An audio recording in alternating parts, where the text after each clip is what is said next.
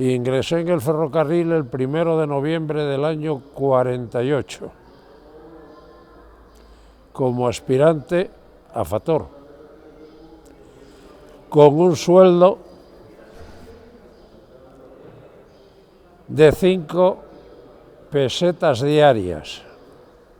Sí, los sueldos ganabas para pasar un poco de necesidad. Sí, y eso que no era de los peores sueldos el ferrocarril. Pero amigo, lo que no tuviese nada más que el ferrocarril, y sobre todo categorías bajas como era fogonero, encendedor o maniobrero o tal, pasabanles de aquilo.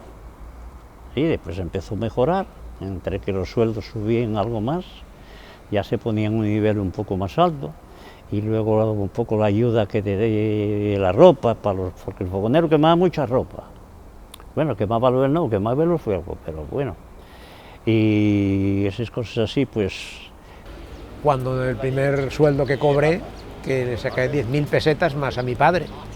La verdad es que mi padre se sintió en ese momento, decía él, me alegro muchísimo por ti, porque eres una persona que has tenido la opción de prepararte, lo has aprovechado y bueno, empiezas mucho mejor que yo, de lo que empecé yo, digamos, económicamente y laboralmente, lógicamente, porque no eran los tiempos de él, ya no eran los míos cuando yo empecé, por supuesto.